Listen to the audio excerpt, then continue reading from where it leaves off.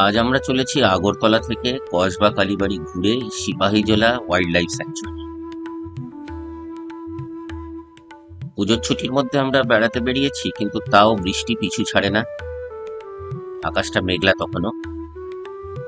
এই হচ্ছে কমলা সাগর লেক, একেবারে ভারত বাংলাদেশ বর্ডারে কমলা সাগর লেক বিখ্যাত। একেবারে কসবা কালীবাড়ির পাশেই এই কমলা সাগর লেক। অনেক জনশ্রুতি, অনেক মিথ, অনেক কাহিনী এই কমলা সাগর লেককে জড়িয়ে আছে। কসবা কালীবাড়ির পাশে এরকম দুর্গাপুজোর আয়োজন হয়েছে এখানে।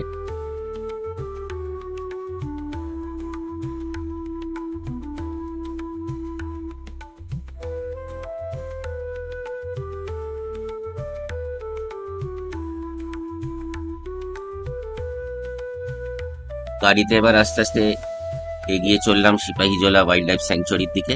গেট পেরিয়ে ধীরে ধীরে আমাদের সিপাহীজলার জুয়ের দিকে গাড়ি চলেছে। আজকে রাত্রিবাস এই সিপাহীজলা ন্যাশনাল পার্কে, সিপাহীজলা ওয়াইল্ড লাইফ স্যাংচুয়ারিতেই।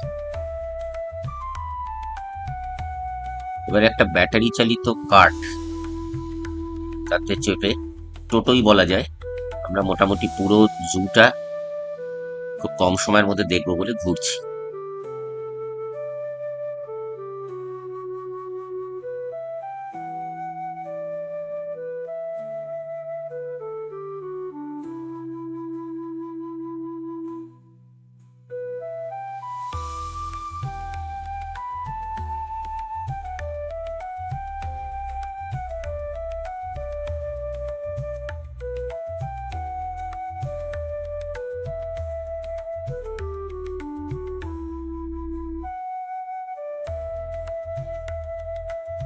সিংহের খাঁচার পাশে একটু ছবি তুললাম।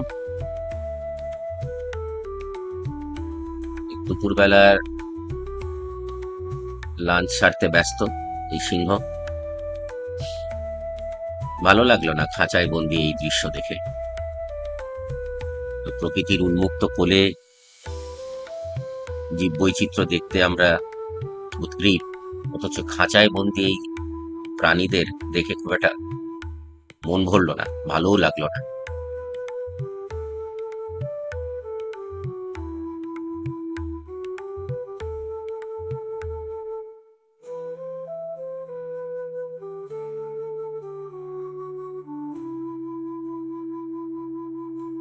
সিপাহীজলা বিখ্যাত হচ্ছে চশমা বাঁদরের জন্য, স্পেকটাকল মাংকি। এই হচ্ছে সেই চশমা বাঁদর।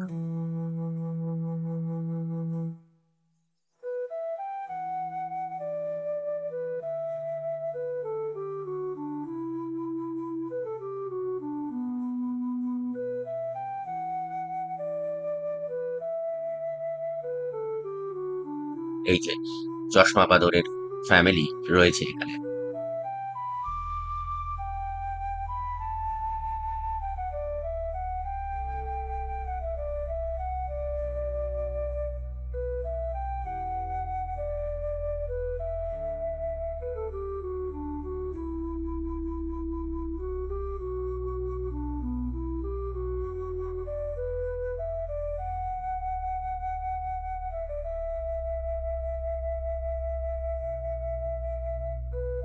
ভালুকের একটা পরিবার শুয়ে আছে এখানে।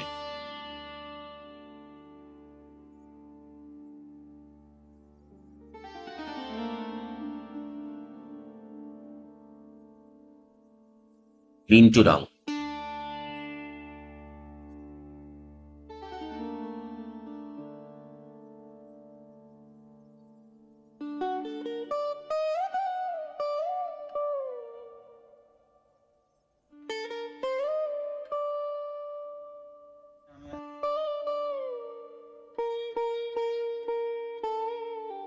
ময়াল সাপ।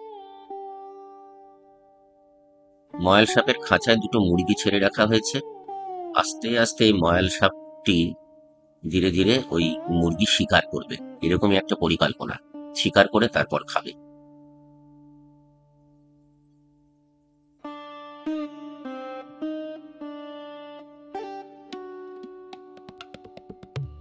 এই হচ্ছে সিপাহী জেলা, যার জন্য বিখ্যাত, সেই ক্লাউডেড লেপার্ড।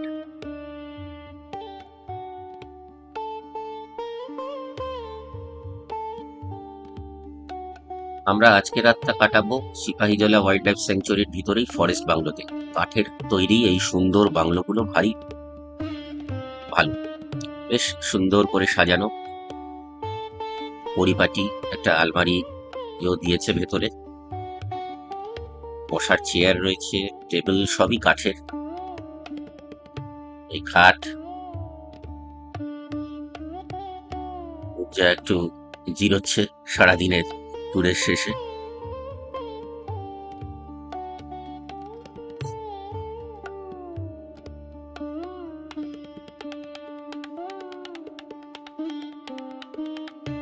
সরাসরি ত্রিপুরা ট্যুরিজমের অনলাইন ওয়েবসাইটের মাধ্যমে এই